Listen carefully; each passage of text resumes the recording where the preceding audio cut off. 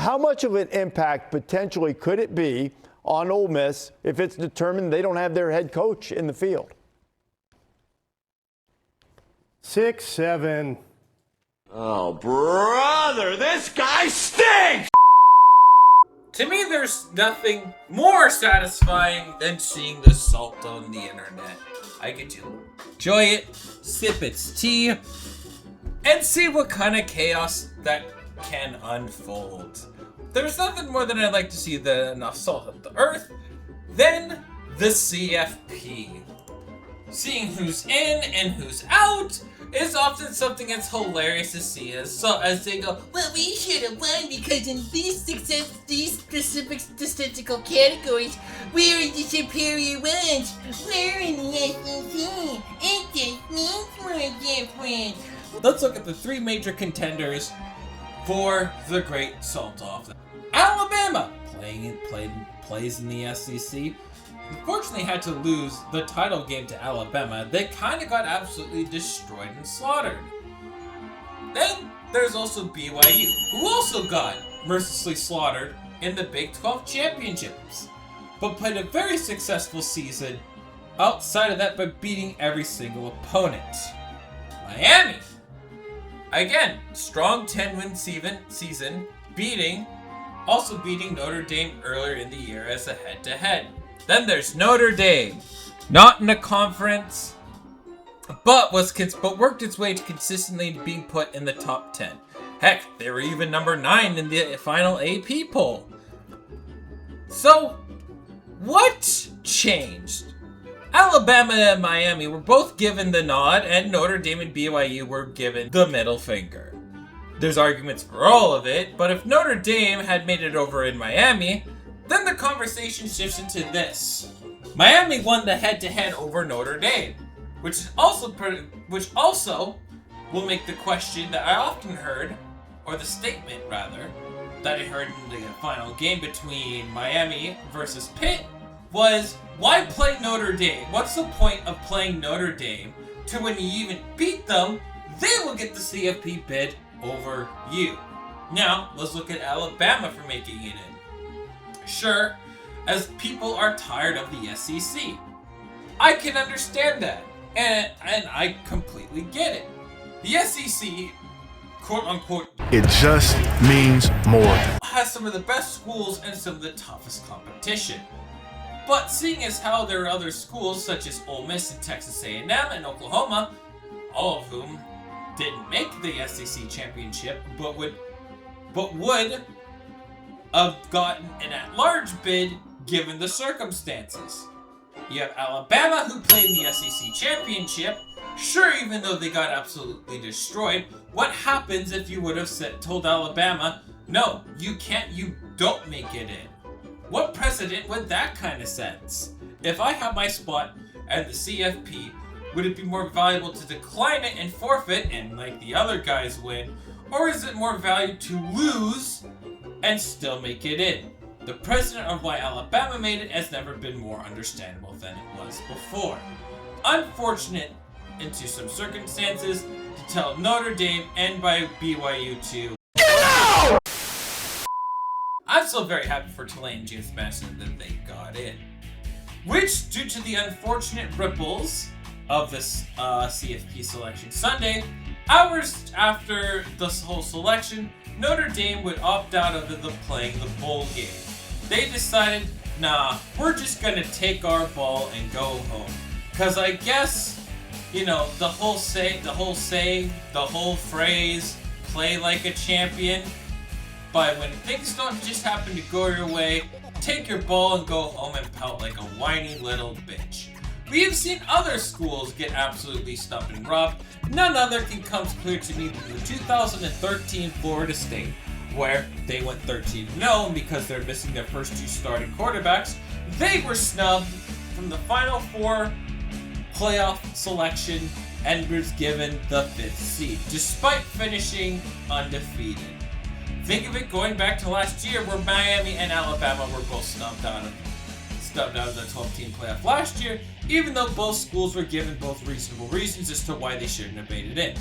Both still honored and played their bowl game. Notre Dame take the ball going home. At least, they would have, the consolation was you get to play BYU in the Pop-Tart Bowl.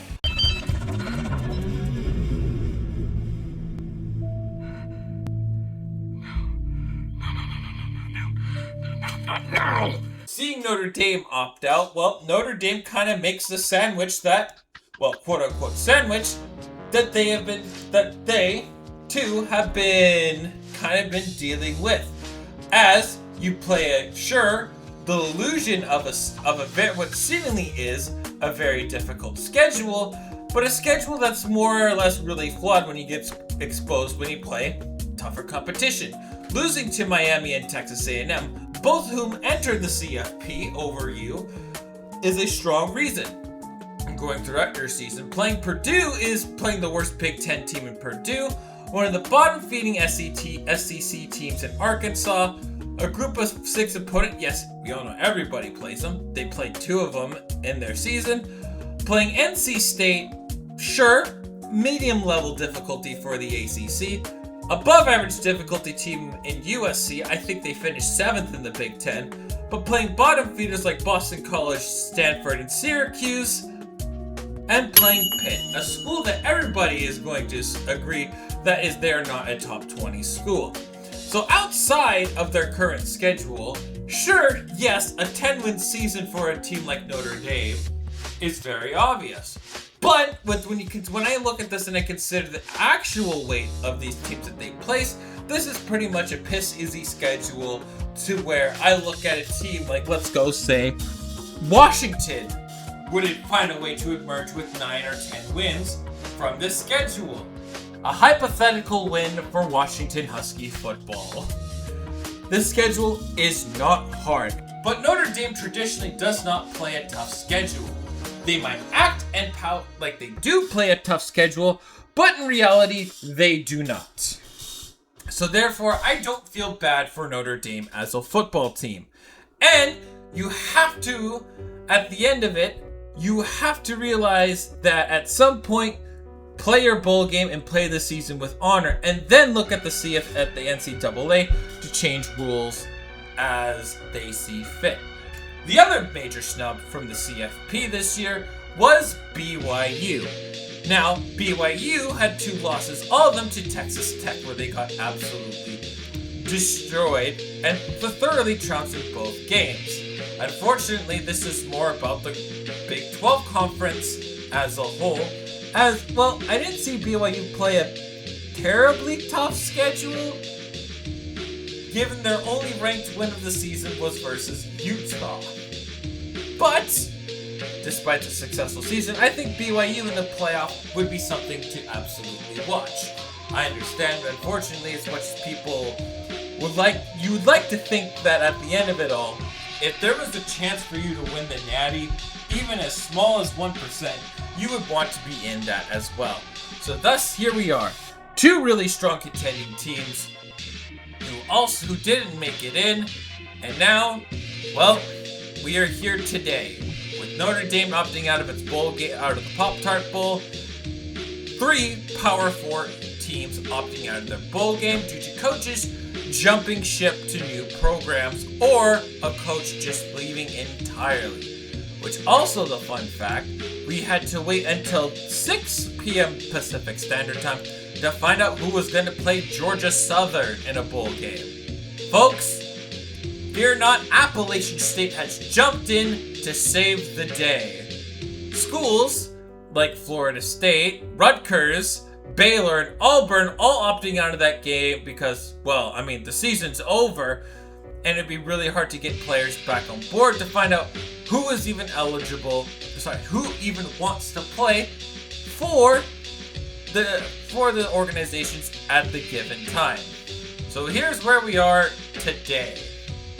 Waiting forever for teams to find a bowl game, and on top of that, we had to look at top teams ranked in the top 25 all opting out of their bowl game because, well, they did make the CFP. And to quote somebody in the CFP committee, Notre Dame opting out will forever change how the bowl game works and will quite effectively kill bowl season for college football, and unfortunately, I couldn't agree more. Now, we have all seen the solutions, and we have all heard things online. We've all talked about how the CFP should be extended to 16, 24, 32 teams, with the at-large bids going to the top X amount of teams in each certain conference, giving how the conference records go at. Seeing all this complaining and whining and moaning and bitching at the end of the day, I've come to a conclusion that there's really no easy idea for the CFP committee to really decide a once-for-all, size-fits-all solution that could make all college programs satisfied from start to finish. The fact that we are here today, the fact that Notre Dame opting out of their bowl game, and I'm seeing all the quotes and however you look at it as is, the death of the bowl season might be coming more sooner than one expected. I don't truly believe that the teams would want to go bowling playing for a Heartless trophy when there's an opportunity to take it all, even given how small or little the chance is. One of those great examples of football that's going to be played this weekend is when James Madison goes to Eugene, Oregon. We all know what's going to happen, especially with the two of the games that are going to occur on the weekend. Both schools are going to absolutely and theoretically should absolutely get slaughtered by superior competition. And, well, it looks like not good odds, and thus will give the opportunity for other schools like Notre Dame and BYU to say, yeah, well, we would have given Oregon a better fight for their money. But given how the solution is to fix the CFP, there realistically is no safe way to do it, without literally fundamentally changing how the students and faculty and coaches run football for the teams. Like, good lord, can you imagine telling football players, hey, buddy, guess what? We're going to need you to do a summer and fall semester instead of the traditional fall and winter semester. Yeah, that's not going to work, especially with the faculty as well.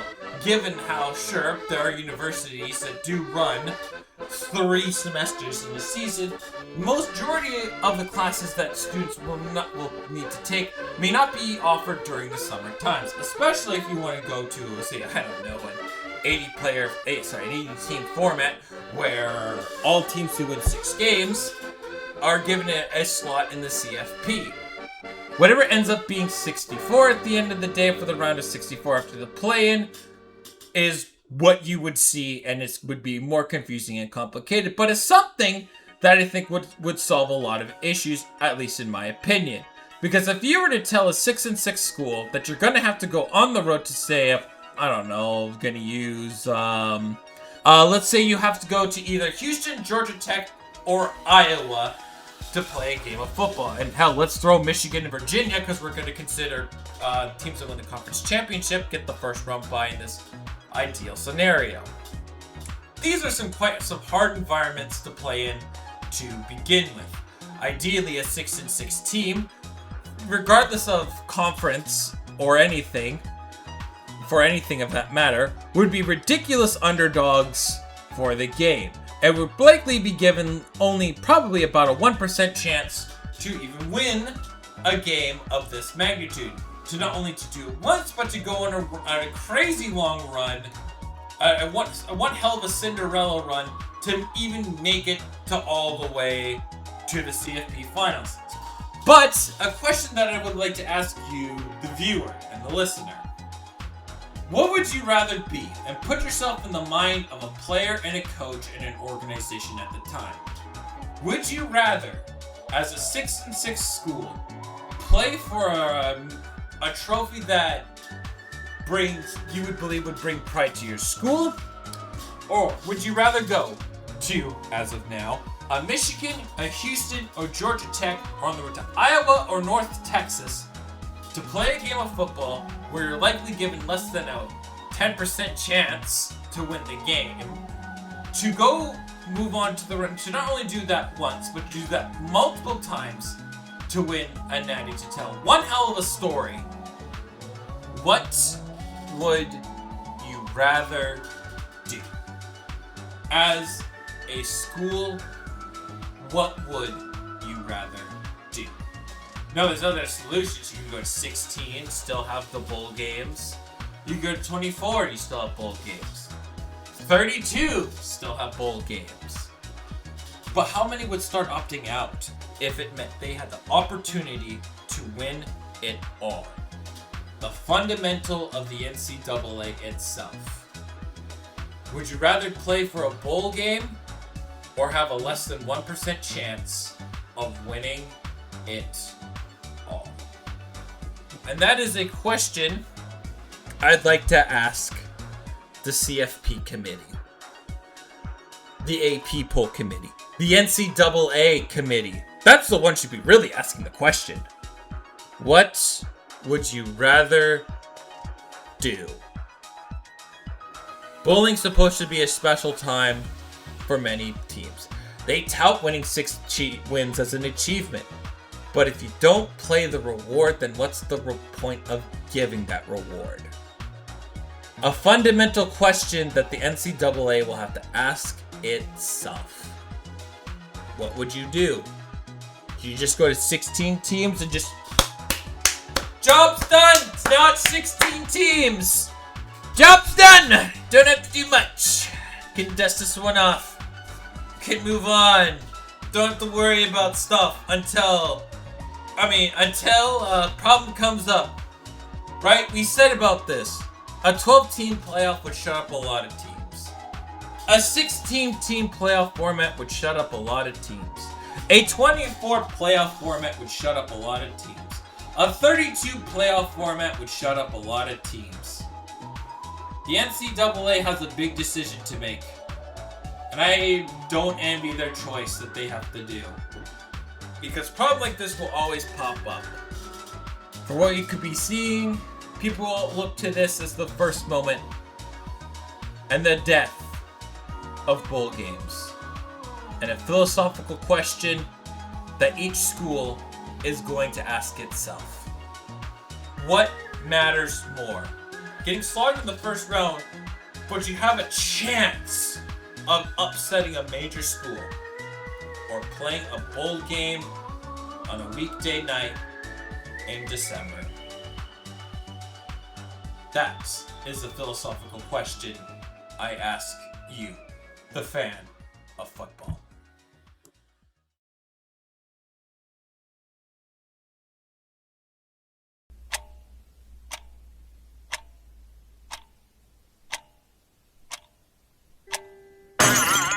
What the fuck do you mean Michigan fired Sherman Moore? How is this coaching carousel not done yet? What the fuck?